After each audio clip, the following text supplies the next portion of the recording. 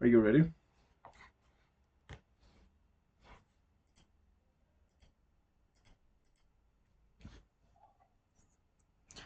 Okay, please tell me. Have you ever had, or do you know maybe someone that has ever had like a paranormal experience? Yes, my friend used to tell me a lot about this kind of experience. Do you believe in ghosts in this kind of haunted buildings stuff?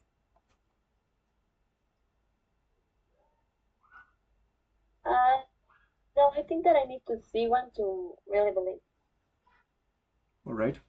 Would you be interested in going on a ghost walk? Why or why not?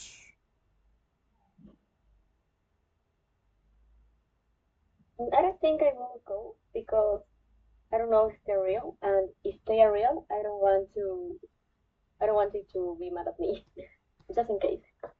All right. Have you ever experienced these kind of things by yourself?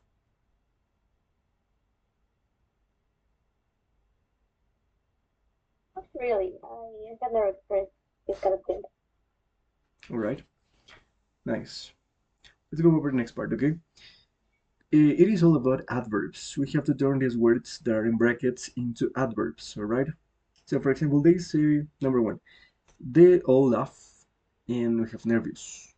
What is the adverb of nervous?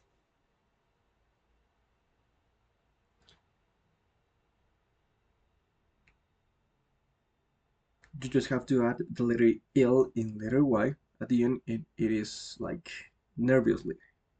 hmm Yes. Number two, we'll get in here like these people, usual, respond, explain well. And usually respond extremely. Extremely well. Perfect. And then we have regrettable. I have to say that I haven't seen any on the walks. In here is regrettably. Regrettably. Que significa lamentablemente. Regrettably. Regrettably. Then we go over the next ones. We have like for example in here beautiful, beautifully. Complete. What is? Completely, Completely. Simple. Do you know? simply, Simply. Just like this. Simply. Then we okay, have happy. That is what? happily. Happily. Scientific. Scientifically. Soul. What so? I never heard Soul that. means that es estar solo, ¿sí? Básicamente.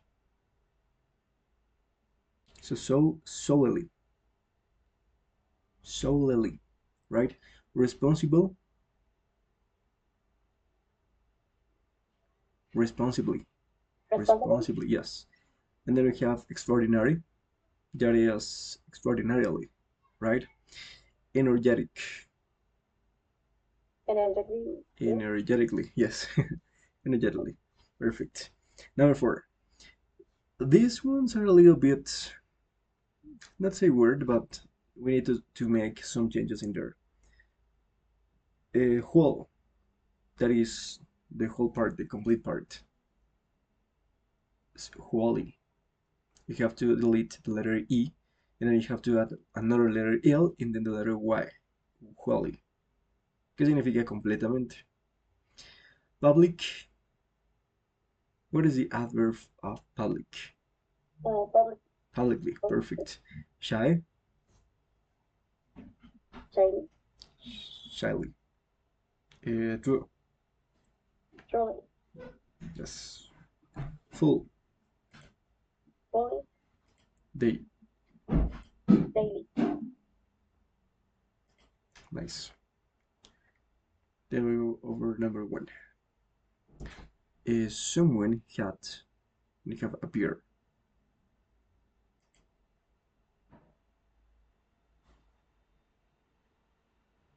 What is the adverb of appear? Apparently, In this case, is apparently. Apparently. Yeah. Number two. this exception. What is the adverb of exception? Exceptionally. Exceptionally perfect. Number 4. The mystery was solved when. Then we have short. Shortly. Nice, shortly. Number 5. He had made it to the shore safe in a small boat. Safely. Safely. Then we have drama. Number 7. They were Dramatic. dramatically. Dramatically. Ah, Number 7. Yeah. Number 7. Eventual. excelente. Eventually. Number 8. Luck. Lucky. Luckily. Look at here, please. There we are. The spelling. Nervously, usually, extremely, regrettably, completely, simply, happily, scientifically, solely, responsibly, extraordinarily, energetically. Then we have wholly, publicly, shyly, fully, and daily. And there we go.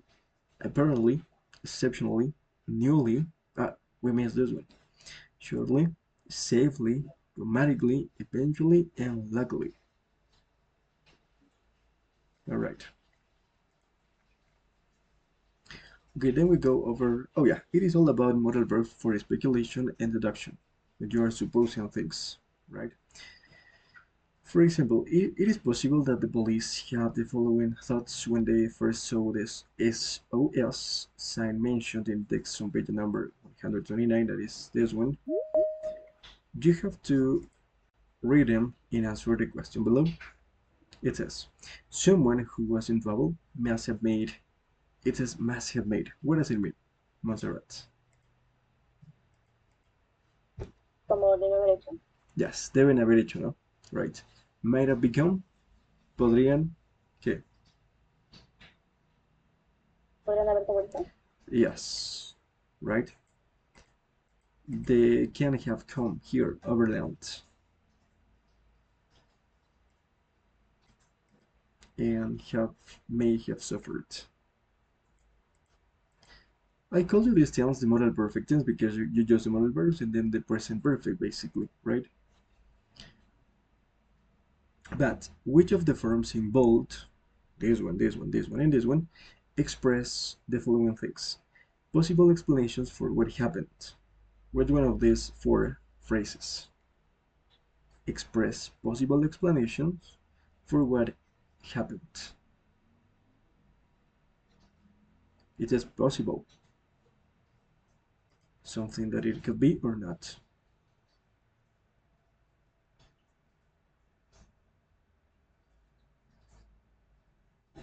Might have become. Might have become and also made have suffered, right? This one because must is a little bit like you are certain and can as well. It's a little bit more certain. Then we have letter B, certainty about what didn't happen.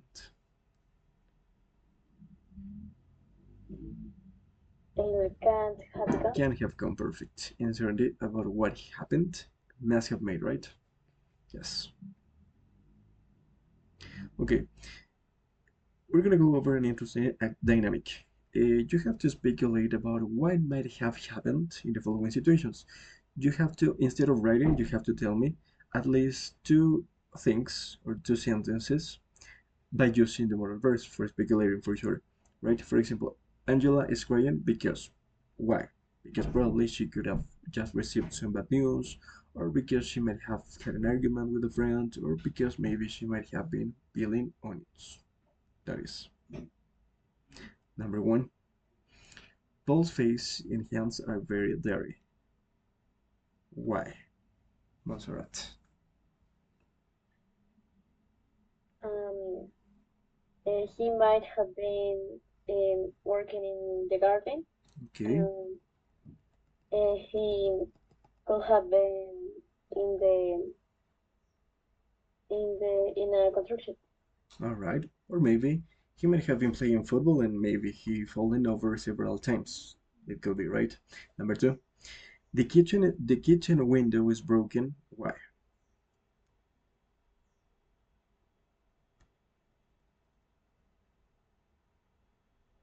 And someone may throw.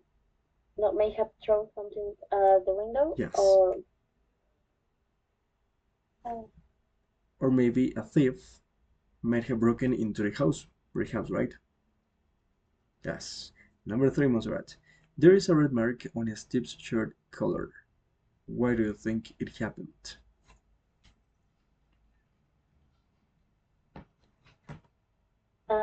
he might have been eaten when Saul fell into his shirt, Yes. or uh, he may have been hurt and blood all over his Yeah. shirt. Or maybe it could be like he might have cut himself while he was shaving.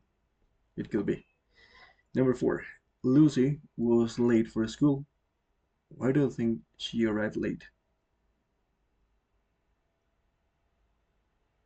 She may have woke up very late, or she she might have been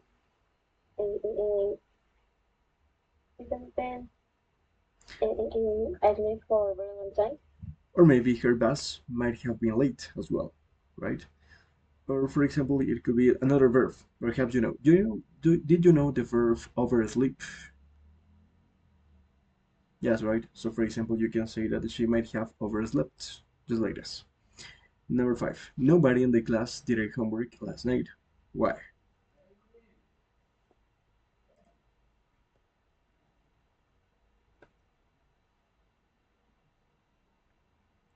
Because nobody might have understand the homework, or nobody will have time to do it. Or maybe it could have been too difficult. Or they may have been all watching television and they didn't did their homework. Do their homework. Perfect. Okay, let's go over this part. We're gonna read a little bit. The reading in of English part 7, the multiple matching. In this part, we have to figure it out. What of the following 10 statements are mentioned in every single paragraph? Alright? So please help me reading the first paragraph, Montserrat. Mystery donors. Paragraph A.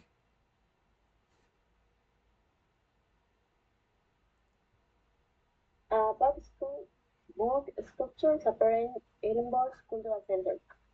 Over the course of a 9-month period, a total of 10 sculptures, beautifully crafted from wood, were left anonymously in various cultural buildings in the city of Edinburgh.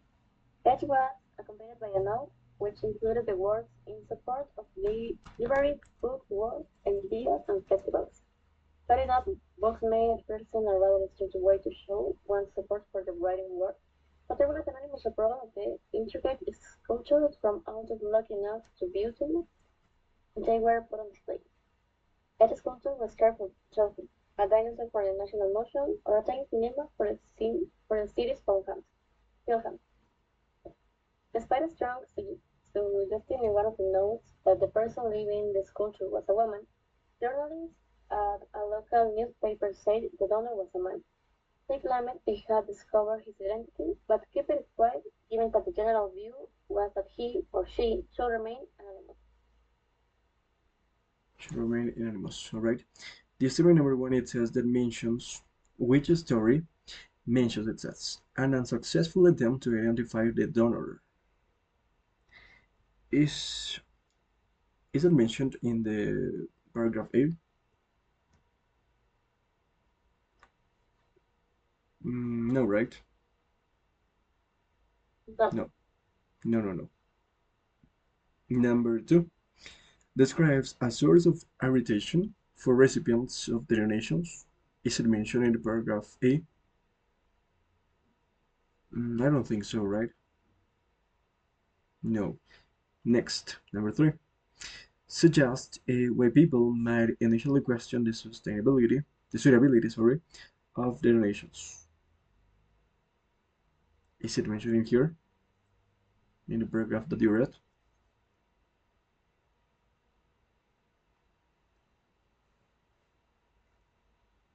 Um, as far as I am concerned, I think it was. What do you think? Is it mentioned in paragraph A, the statement number 3? The suitability of denominations. Yes, right. Yes. So number 3 is letter A, please. Number 3 is letter A. Number 4, it says that one gift helped someone encourage other people to make donations. I don't think so. No. Number 5 No. mentions a suggestion from the donor as to how donations could be used. Is it mentioned? As well, I don't think so. Number 6, it says that one person initially mistook the intentions of the donor.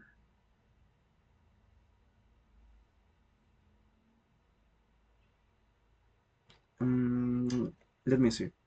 It is over the course.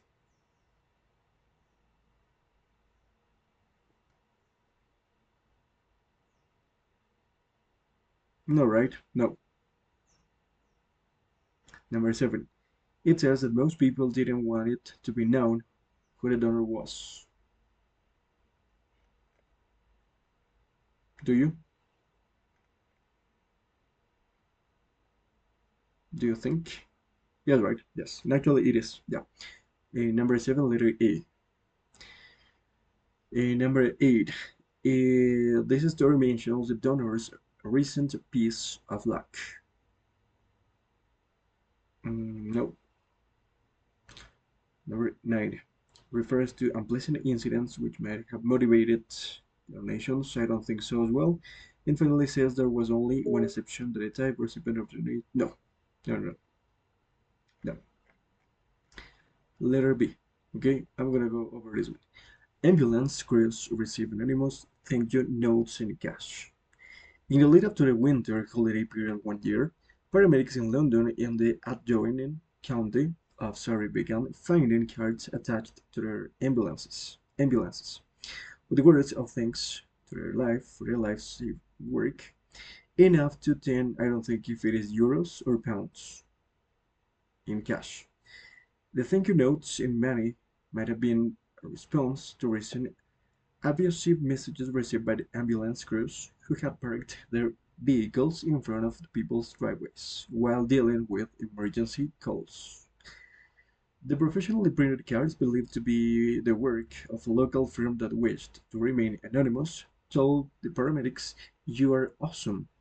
It included the invitation, coffee, and donuts are on us today.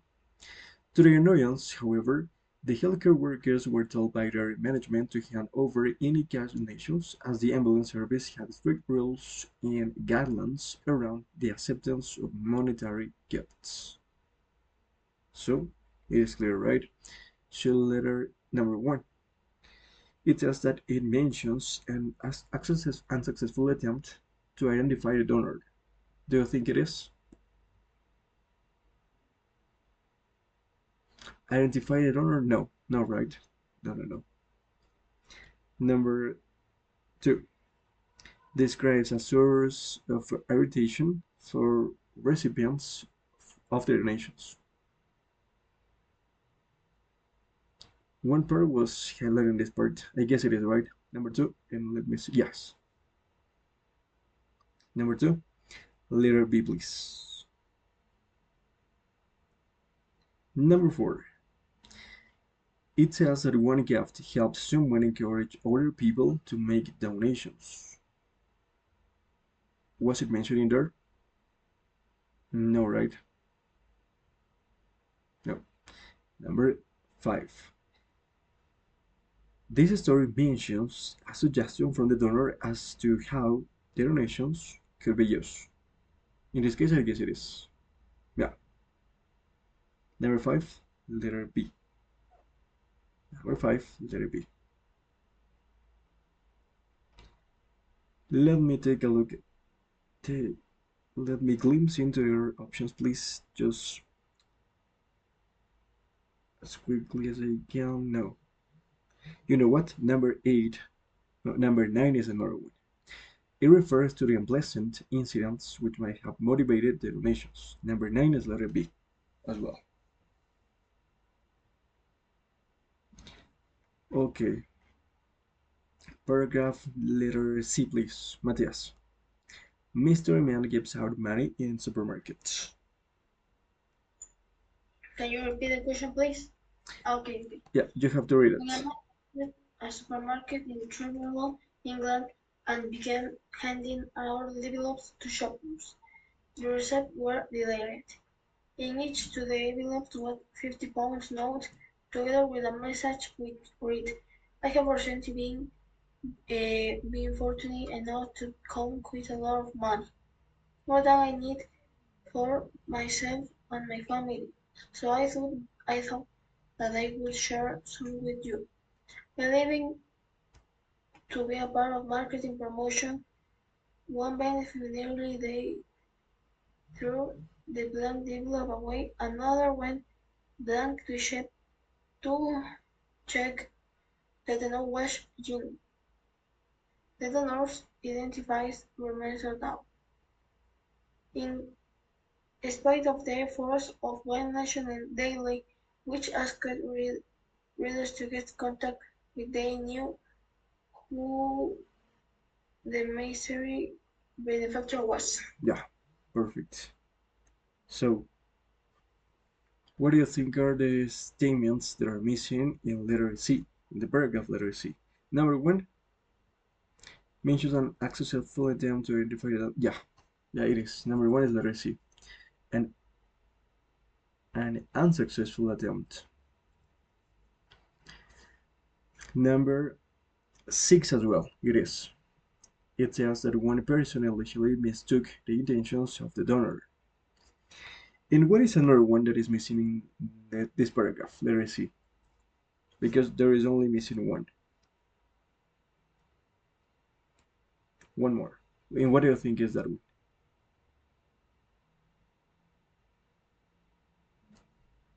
Number 7, 8, 9, or 10?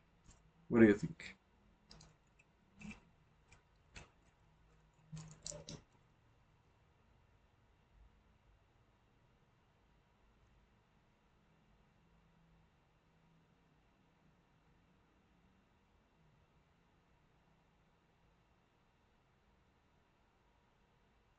The Number number 6?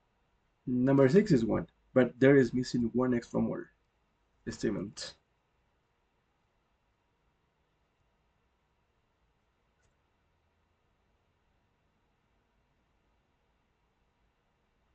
Can you find out what is the one?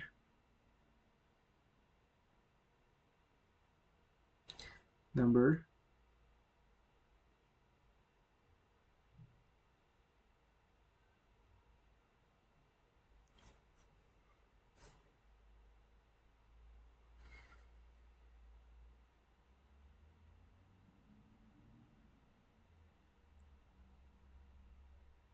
Did you get it? Did you get it? It is number 8. Number 8. Is letter C. So therefore, obviously, the ones that are remaining are going to be letter D, right? Letter D is 4 and 10.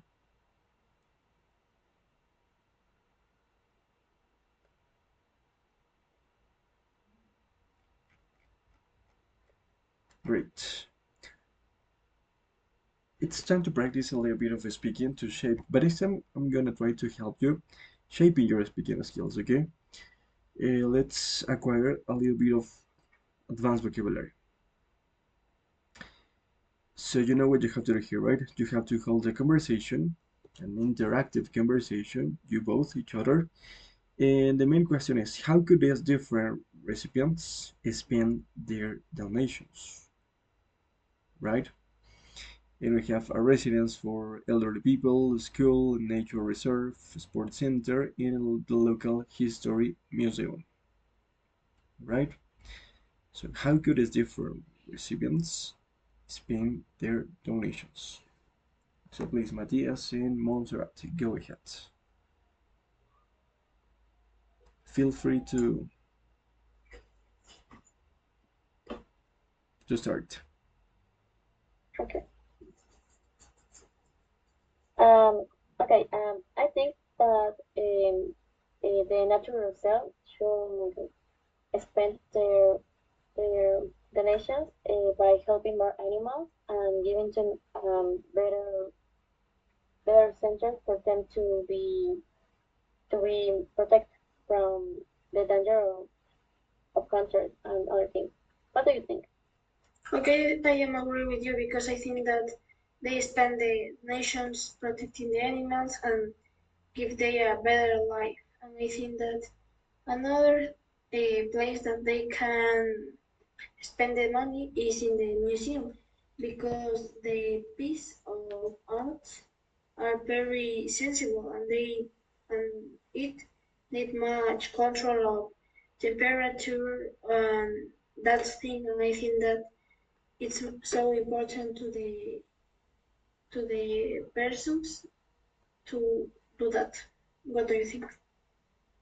Yeah, because at the end of the day, the history is part of your life, and it's very important to learn about it. Uh, also, also that I think that's important in school because there's where people learn and start their start to live practically. And it's very important to spend the donations in a better education. Okay, I think that in the school it's so important because if the Please stop right here. I'm gonna be like stopping you a little bit throughout this exercise in order to provide you with more advanced phrases. For example, you said, Montserrat, the last part that you said was to get a better job, I guess it was, or a better education.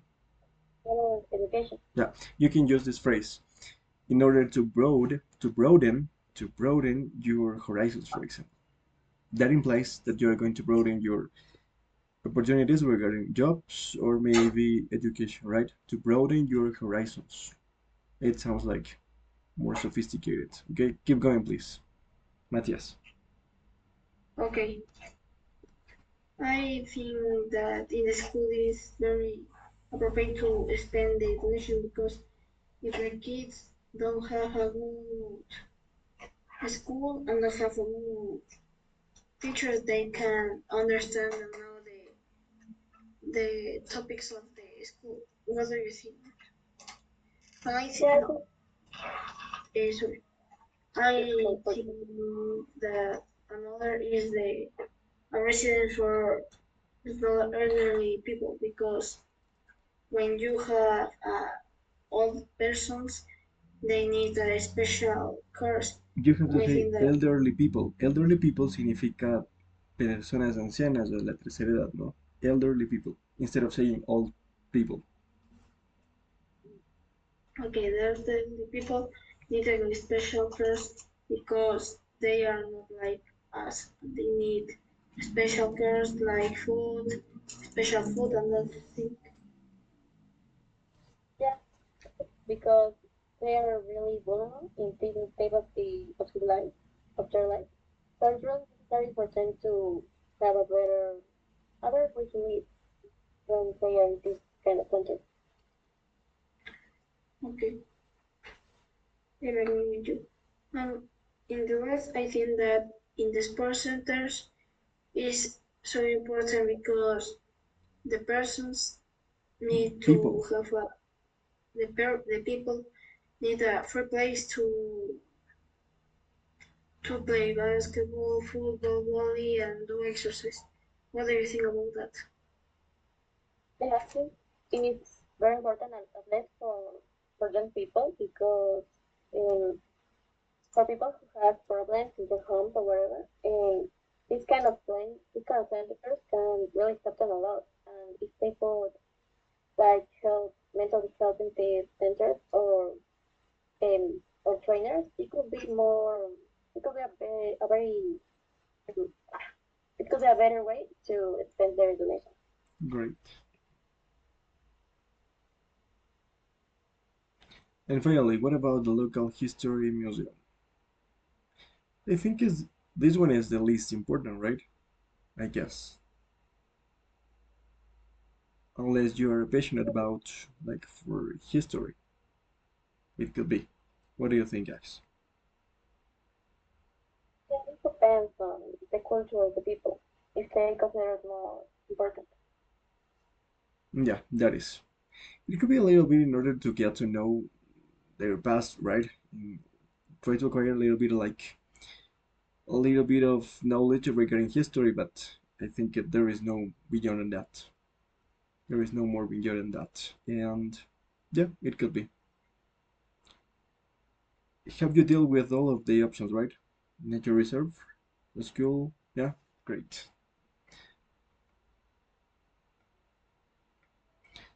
So please don't forget, whenever you use spend someone, you have to say on. Spend it on. Spend on. Always with on. Okay, spend on. Spend time on or spend money on something with the preposition on. To pay for. Always, when you're going to pay for something, you just have to say, you use the preposition for. Invest in. Always invest in. Then we have take in, take for, take on, or take on out. What do you think?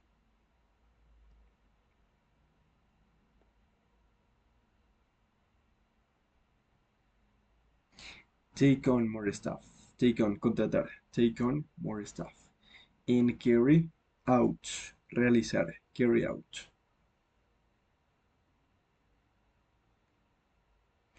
This became part for the further discussion that is regarding the previous topic, right? Tell me please, you guys, what do you think, what are types of places, institutions, or organizations should be considered for a donation and why? I mean, the most important, the most necessary ones.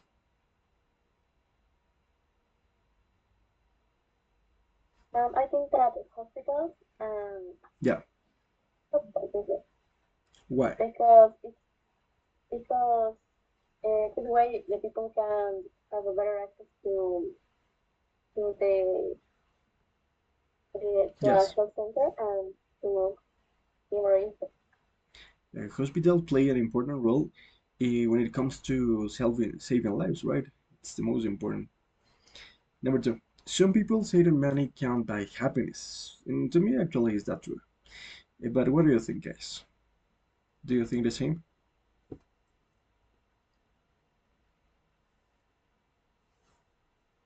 Do you think that money can buy happiness? I think it will depend on your overview.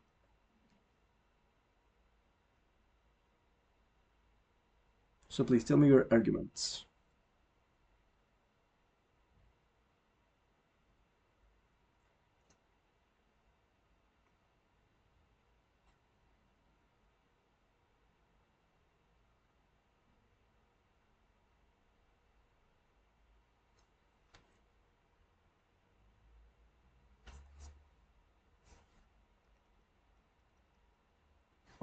No? Don't you think that money can buy happiness to you? I think that money doesn't buy happiness, but can lead you to happiness. It's a very good help. All right. Do you think that is it a good idea for parents to give pocket money to young children? Because it could be like a little bit like a double sword edge. For example, it could have its advantages and also its drawbacks. What do you think?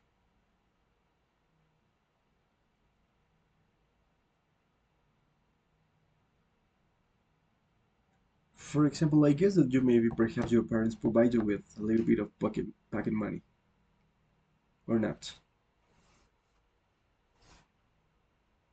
Yeah. So what do you think about this? Is it a good idea?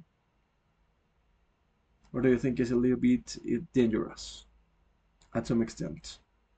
Okay. I think it's a bit dangerous, but it's necessary for children to understand how to take care Manage of the money they. how to handle with their money, right? How important is it to save money to you? I think that for all of us, it's something that is vital. It's really necessary. If you want to plan, if you are planning on he had some projects, or perhaps in emergency cases, because you never know when something bad can happen. What do you think? How important is it for you to save money?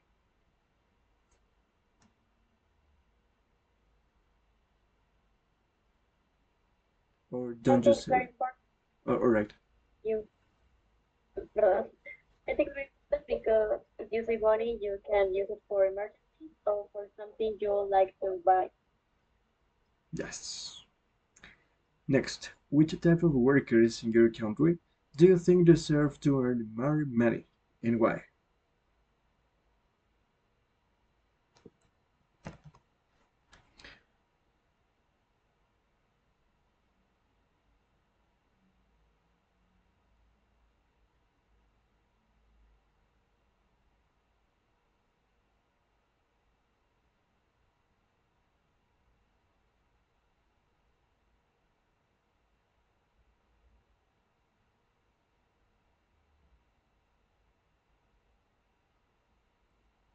What kind of workers do you think here in Ecuador do you think that they deserve to earn more money? Why?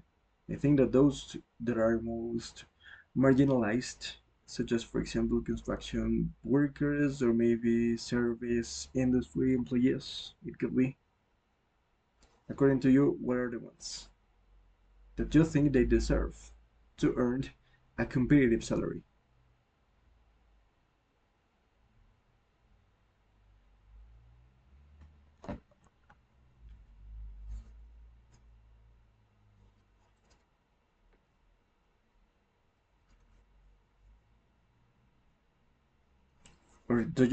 Or do you think that here in our country we have like a fair payment and an equal lifestyle for each kind of these professionals or maybe workers?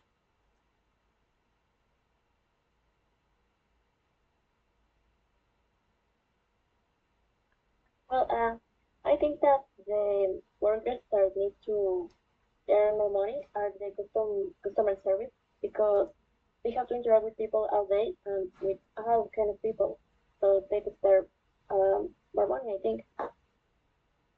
All right, it could be. Number six. Do you think that sports stars, for example, soccer players especially, they earn too much money? Why or why not? If you agree on that. So, for example, as I am concerned, I think that especially soccer players, they earned brutally. I don't think it's fair because, in spite of their talent, it is like that you're really good at playing soccer, but it is not like you deserve that enormous amount of money. What do you think?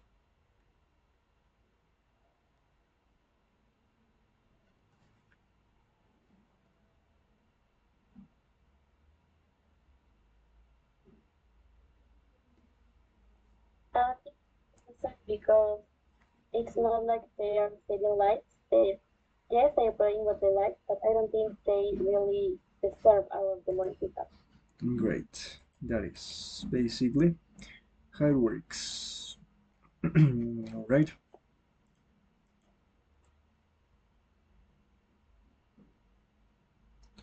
Just let me go over the reported speech. Okay. What is the reported speech? Is to say what other people said, right? That is basically how it works. For example, we have in the direct speech, the donor is a man. We have discovered his identity. That is the direct speech. And then we have in the reported speech, journalists at a local newspaper said that the donor, and what do you think is missing there? The verb be, and they claimed they discovered his identity. It is like we play with the tenses in here.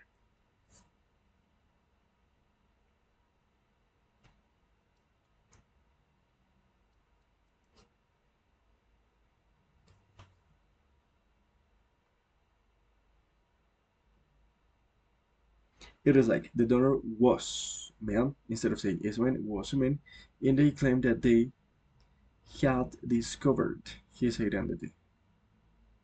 All right.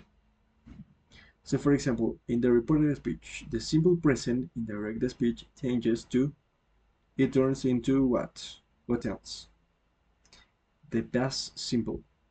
And the present perfect simple changes to the past perfect simple. Okay? So please don't worry because I'm going to provide you with this explanation. Okay? As you can see here, I would like you to take notes, or perhaps maybe you take a screenshot of this chart, because in here it is displayed the tenses, okay, in the direct speech and the ones that turned into the reported speech. The reported statements. When reporting that what someone has said or written, we can use either the direct or the reported speech.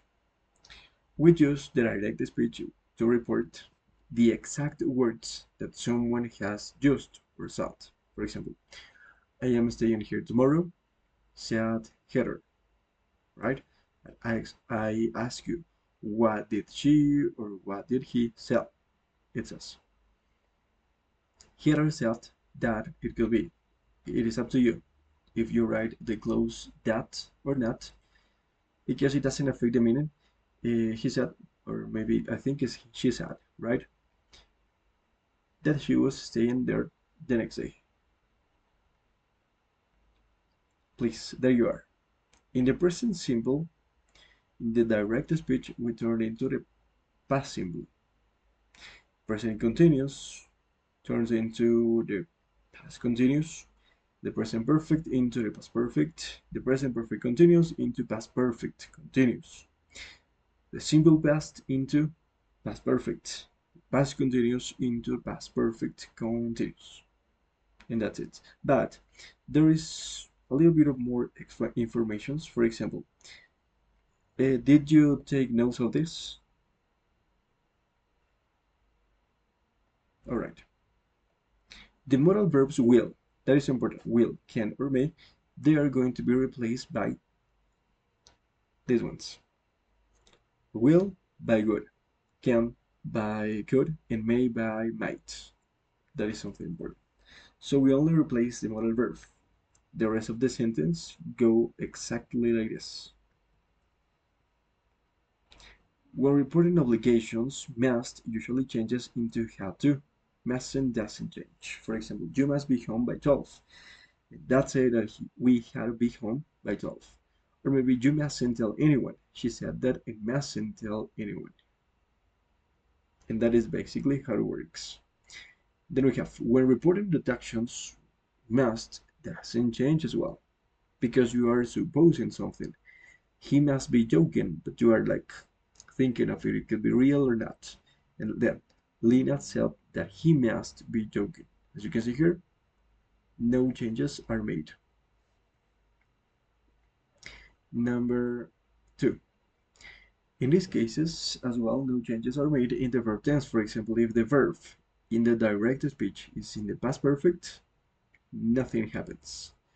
She had never spoken about it before, so she said that she had never spoken about it before. Number 2. If the direct speech contains one of the following modal verbs would, might, could, should, or ought to, what happens? Anything. You should go to the doctor. He said, but he said that I should go to the doctors. And that's it. One more time. If the statement being reported, that is being reported, is still true, is still happening right now, the tense change is optional. For example, I like fish, she said. So she said that she likes or she liked fish. So if you change it or not, that is up to you. Then we have number 4. The reporting verb is in the present. If the reporting verb is in the present tense, for example, it's 4 degrees in Athens at the moment. So Jamie says that it is 40 degrees in Athens at the moment. You see? It's exactly the same.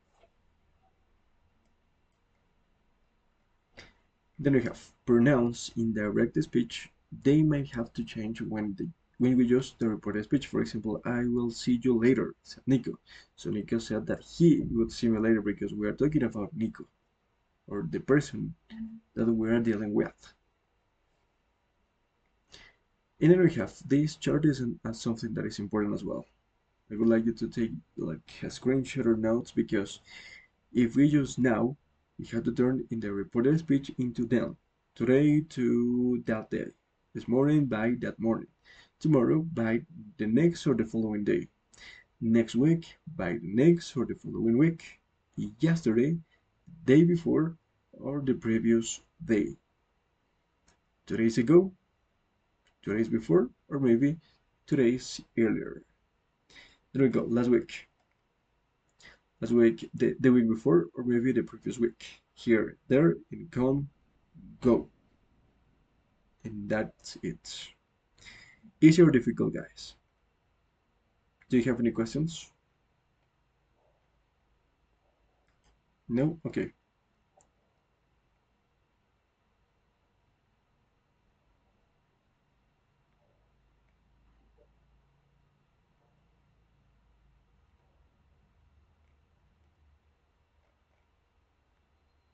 Okay, we're gonna practice this part.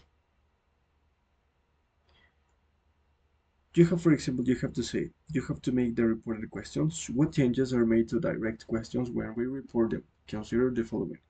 Auxiliary verbs to does, did, verb tenses, word order, yes, no questions, or punctuation, okay? For example, I'm gonna tell you a sentence in the direct speech and you, either Montserrat or Matthias, you have to turn it into the reported speech, okay? So for example, let's start with an easy one.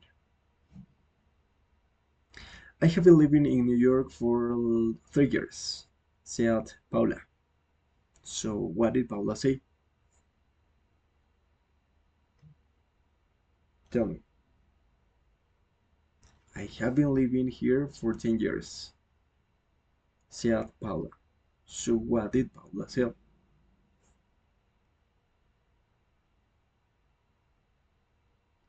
How could it be?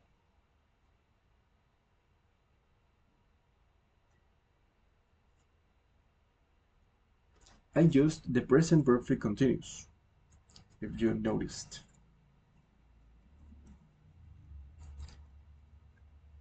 Do you want me to repeat it again, please? Maybe? Or not? Alright. I have been living here for 10 years. I have been living here for 10 years, said Paula. So what did Paula say? ¿Qué dijo Paula?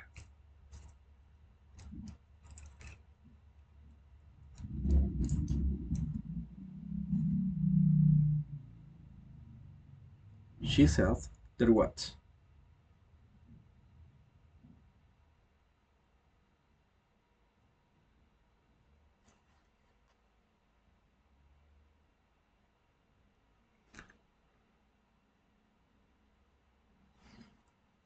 So she said what? Matthias and Mozart, please tell me. Or It can be. It can be. Paula said that she has been living here for 10 years. the past perfect continuous, right? Yes, great. Another one. Let me think. Yesterday, or no, let's say at the end yesterday, I went to the party yesterday. An easy one. I went to the party yesterday. Said said George. Yeah, all right. Said George. So what did George say? ¿Qué dijo George? If it says, I went to the party yesterday. So he said that what?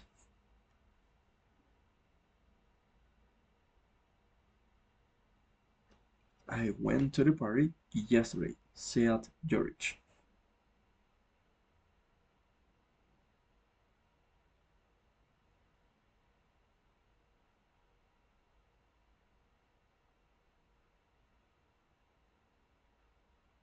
It can be George said that he went to the party the previous day. It could be he had gone. He had gone to the party the previous day or the day before. That is another one. I was taking a shower when the phone rang, said my mom. So what did my mom say? I was taking a shower when the phone rang. Así que, said my mom. Así que, ¿qué dijo mi madre? My mom said what?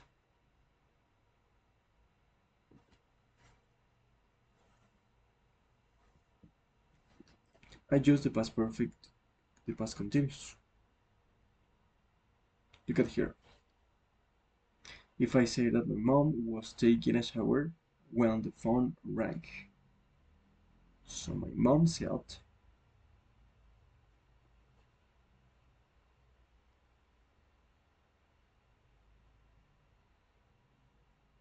what did she say?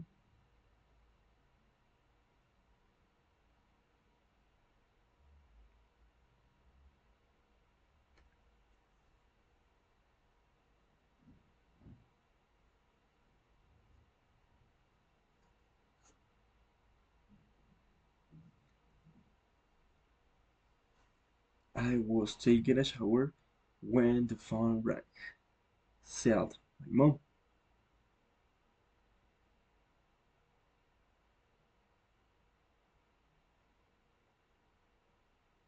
It can be my mom said I was taking a shower when the phone rang. It is. My mom said that she had present perfect, past perfect continuous, sorry, that she had been taking a shower when the phone rang. That is. Nice. Now it's time to practice a little bit of listening, the sentence completion. Remember that you have to complete with a word or a short phrase. We're gonna listen twice, and then we go over some vocabulary, actually phrasal verbs with get. Let me look for the other.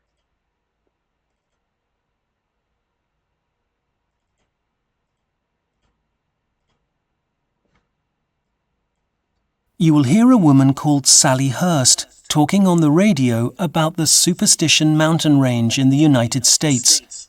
For questions 1 to 10, complete the sentences with a word or short phrase. Hi, I'm Sally Hurst, and I've just got back from Arizona, where I spent 2 weeks in the Superstition mountain range near Phoenix. Besides being known for its luxury desert golf courses, the area also attracts enthusiasts of more energetic outdoor activities, like rock climbing or mountain biking. And I was lucky enough to go hiking when I was there. There are miles of paths and the scenery is absolutely spectacular. As you'd expect, it can get quite hot in the desert. It's late spring now, of course, and that's not unbearable. Autumn isn't too bad either, but I'd certainly advise against going there in summer. Temperatures can reach the high 40s, and that's more than a little uncomfortable for most. The reason I went there was to research some of the legends and mysteries of the area for a radio documentary. The very origin of the name, Superstition Mountains, is itself a bit of a mystery. One theory says they were given their name by 16th century Spanish settlers, some of whom inexplicably vanished when they went exploring there. But the more likely explanation is that it came about in the 19th century, when it was discovered that the local Pima Indians were frightened of the mountains. Farmers in the area attributed this fear to superstition, and they decided to give that name first to one mountain and then the whole range. Perhaps the most talked about mystery in the area is that of the so-called Lost Dutchman's Mine, which is supposedly somewhere in the Superstition Mountains. Far from being Dutch, however, the owner of the gold mine in question, Jacob Waltz, was in fact German, or Deutsch in his native language. Waltz arrived in the United States in November 1839 and spent virtually all his life there prospecting for gold. Firstly in North Carolina, then Georgia, California, and finally Arizona. When he passed away in October 1891, he took the secret of his mine with him to his grave. You see, apparently, Waltz had found what was believed by some to be the richest gold mine in the world. But he didn't give away its location to anyone, and it's a mystery which remains unsolved to this day. According to one estimate in the late 1970s, up to 8,000 people a year attempted to locate the mine.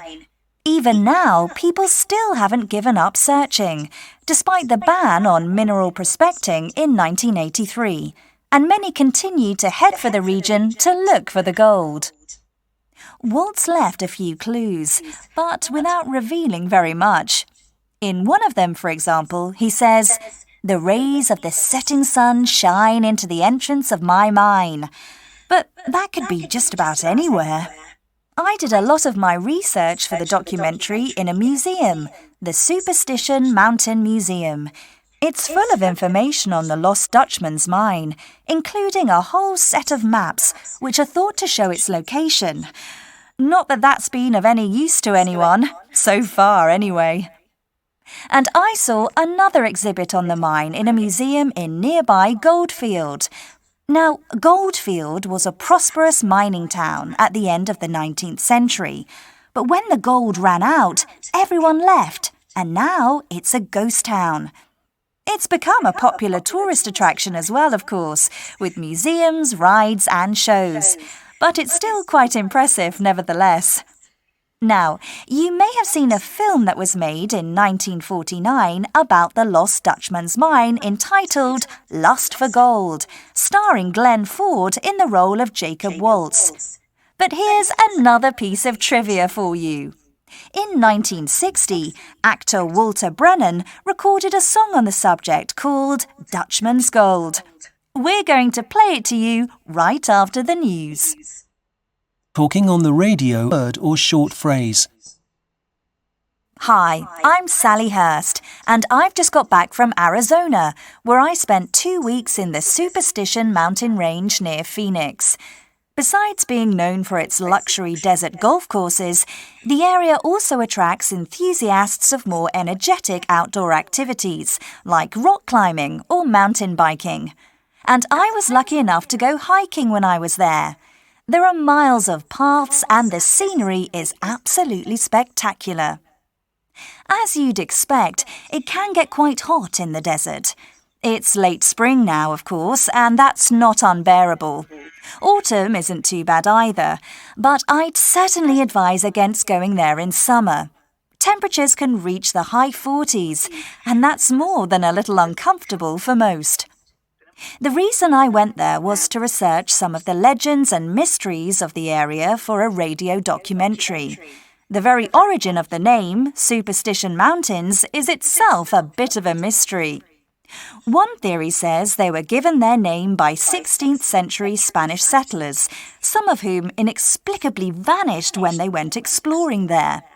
But the more likely explanation is that it came about in the 19th century, when it was discovered that the local Pima Indians were frightened of the mountains. Farmers in the area attributed this fear to superstition, and they decided to give that name first to one mountain and then the whole range. Perhaps the most talked about mystery in the area is that of the so-called Lost Dutchman's mine, which is supposedly somewhere in the Superstition Mountains. Far from being Dutch, however, the owner of the gold mine in question, Jacob Waltz, was in fact German, or Deutsch in his native language. Waltz arrived in the United States in November 1839 and spent virtually all his life there prospecting for gold. Firstly in North Carolina, then Georgia, California, and finally Arizona. When he passed away in October 1891, he took the secret of his mine with him to his grave. You see, apparently, Waltz had found what was believed by some to be the richest gold mine in the world. but he didn't give away its location to anyone, and it's a mystery which remains unsolved to this day.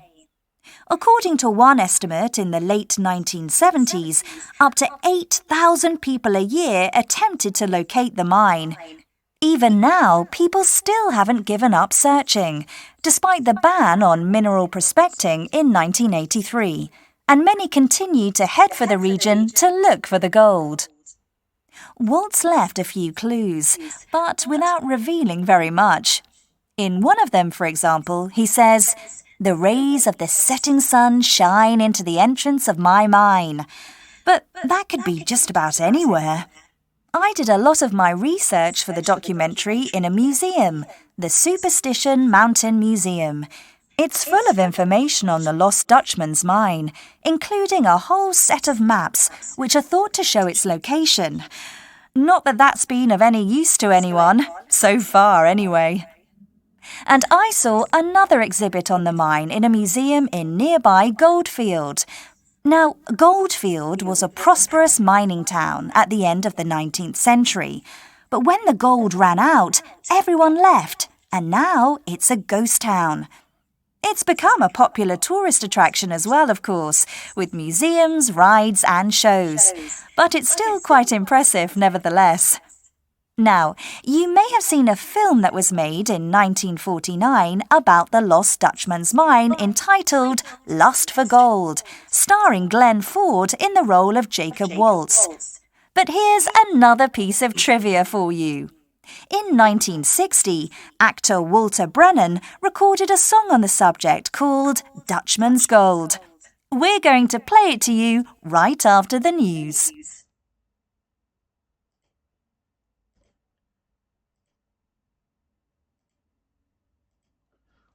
Okay, guys, please let me show you the answers.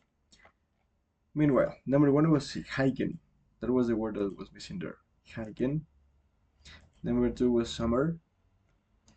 Number three was farmers, as you can see here.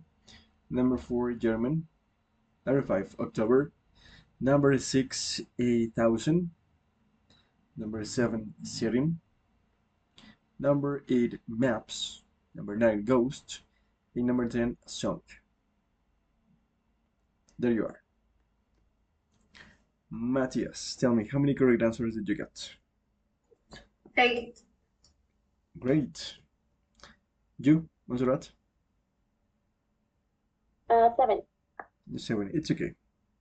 It's okay. All right, let's go over the phrasal verbs with Gaff. One more time. You just have to use the context in order to figure it out what is the meaning of the phrasal verbs involved. It says, number 1, that he didn't give away the mine's location to anyone, and it's a mystery which remains unsolved to this day. What do you think is giveaway? If it says that he didn't give away the location.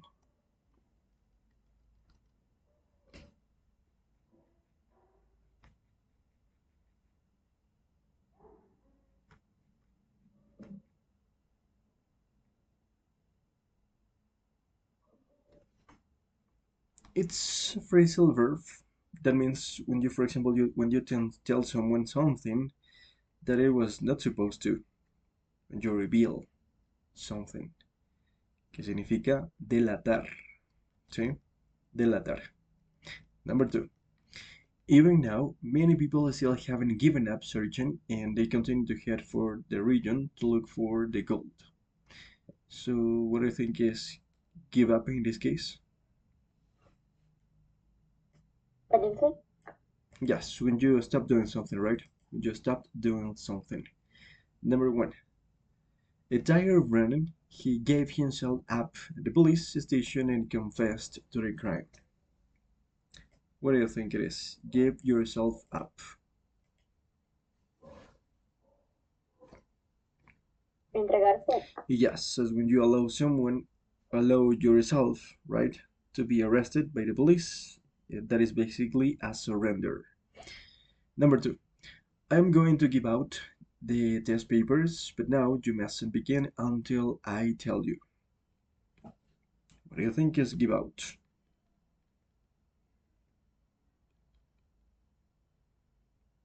For example, when you are in face-to-face lessons at high school and you are going to take a test, the teacher is giving out your test papers.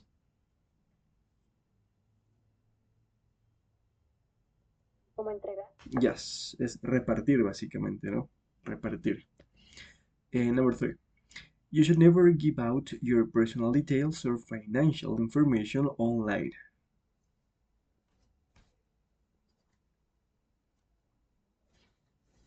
What do you think is give out in this case?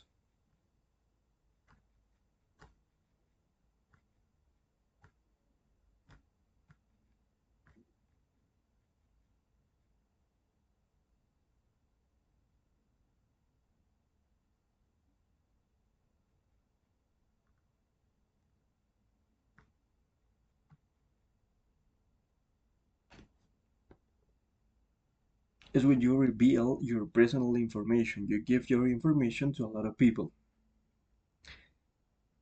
Right? That is the meaning. Given.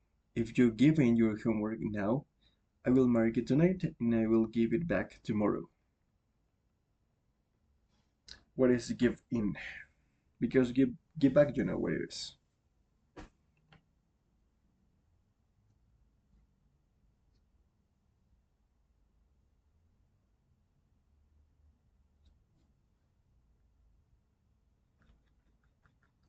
So please tell me, what do you think it means? If you give in your homework now.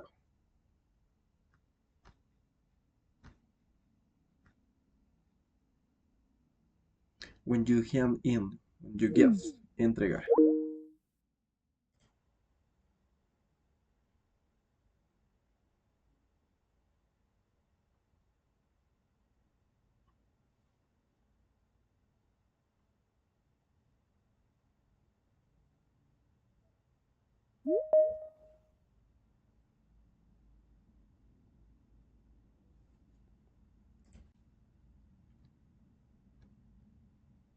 Okay, please, so tell me, what was given? Did you handle to? Did you manage to work out a meeting? It's basically, yeah, Entregarse al dinero. yes, basically. And it says, my parents said no at first, but eventually they gave in and let me go to the party. Ahora, en este caso, give in significa ceder, ¿sí? Ceder. Dice que ellos cedieron y me dejaron ir a la fiesta. Nice. Ahora, let's go over some collocations with the verb give. Okay, number 1. You have to match the beginning with a sentence to one of the left suitable ending. Okay? It says Pat, number 1. Pat saw the mouse and gave a piercing sigh, surprise, smile, look, shock, scream, or pleasure. What do you think?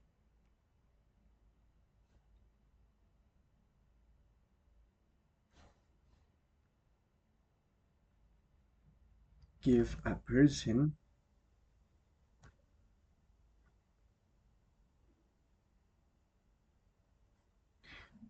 I tell you, it is a person scream. It is number 1, 2 letter F. Pero, ¿qué significa when you give a person a scream?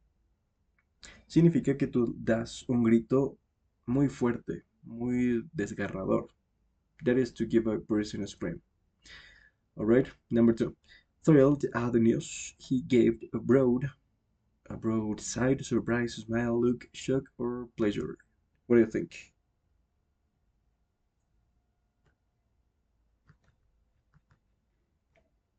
Any idea?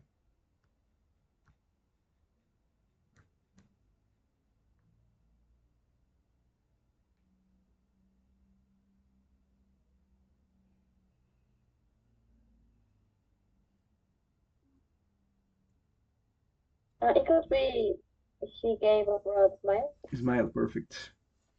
When you give a broad smile, it means that you have like a very big smile. Number 3. Your gift of soft toys will give great high size surprises. Sorry, in this case, not a Surprise? smile. Surprise. No. Will give great pleasure. RJ. RJ, sorry. Great pleasure. Quiere decir que te van a dar mucho placer, ¿sí? Number 4. He looked at the photo, gave a deep shock, look, surprise, or sigh.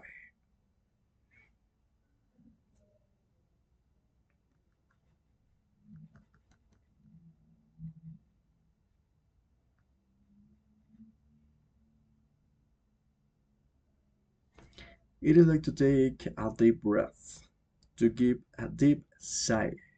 Quiere decir dar un suspiro profundo, ¿sí? To give a deep sigh and send her yacht in her text. Number 5. She waved, but he gave her a blank. A blank what? Look, A blank look. Yes. A blank look. What is when you give a blank look?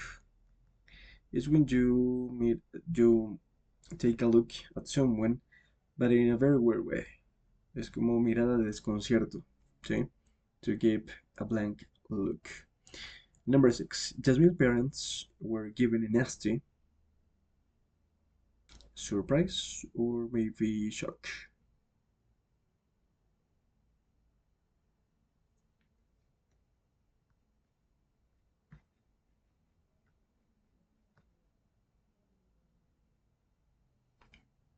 What do you think?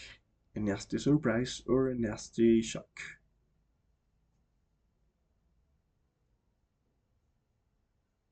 shock. Great. What does it mean? Dar un buen susto. That is the meaning. When you give a nasty shock. And finally, to give a pleasant surprise. Dar una sorpresa agradable. Okay, let's get finished this lesson by practicing speaking using these phrasal verbs and actually this vocabulary. Using these collocations, you have to describe an occasion when someone or something gave you a nasty shock. Who wants to tell me? Matthias or Montserrat? Anyone?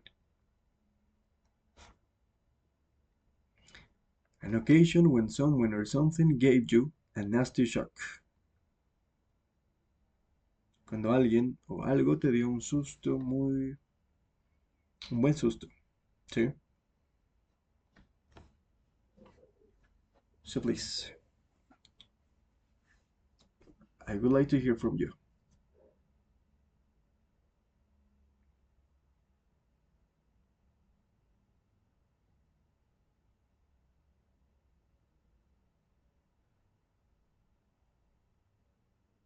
Okay, let me see. Matthias, please, shall you start? Tell me when someone or something gave you a nasty shock. A nasty what? A nasty shock. Un buen susto.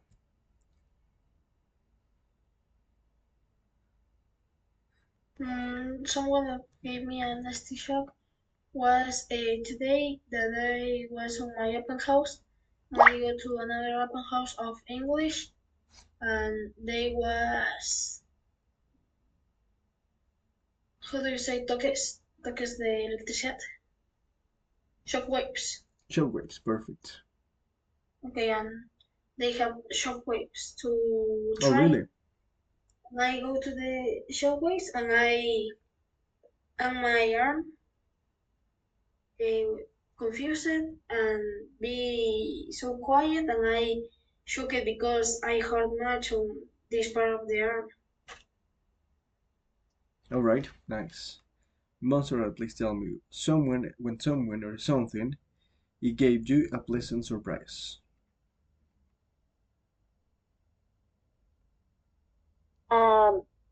When months ago, my dad buy me an iPad for me to draw. And that was the only one? All right. Number 3, please, Matthias. Tell me when someone or something gave you a great pleasure.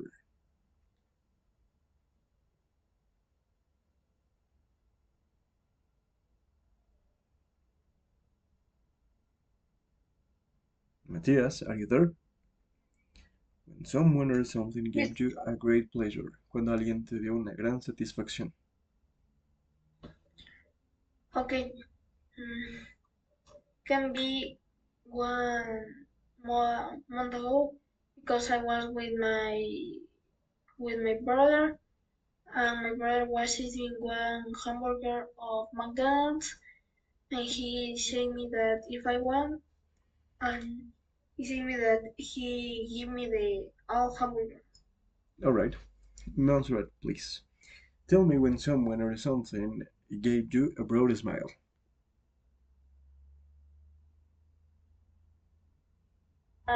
Usually my friends give me a real smile because I help them a lot with uh, photos and with homework. So they tag me with their great smile. Alright. Perfect, guys. So please, before jumping right to the ending of the lesson, let me tell you something. Let me ask you something. Did you write your essay? Because you haven't sent me yet your essays. So please, I would like you to do it right now. Yes, please. Don't forget it. And also tell me if you have any questions regarding the topic that we learned today, the topics, the contents. Tell me. What was the topic of the essay? I could find the page and I didn't know what's the topic. You didn't know what is the theme. So I lost the page. Let me go back, okay? Let me get back, because it was this one. No.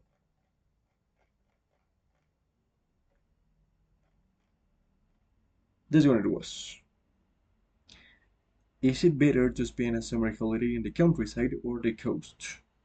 You have to write about leisure options, things that you do for pleasure, for pleasant, like pleasant activities, climate, what is the weather like, and your own idea. Okay, that is. Remember that you have to use between 140 and 190 words, no more than that. Alright, with that being said, I think that is going to be it for today. Do you have any questions, any comments, something that you would like to know maybe? No? Okay. Let me take today's attendance screenshot and then you can leave. Oh yeah, let me tell you something. On our next lesson that is going to be on Tuesday, right? We're gonna take a test that is going to be about the use of English part. The open close, the multiple choice, the word formation, and the part that is the keyword transformation. Alright? So please get ready. That is going to be like your end of the term test. Okay, so please.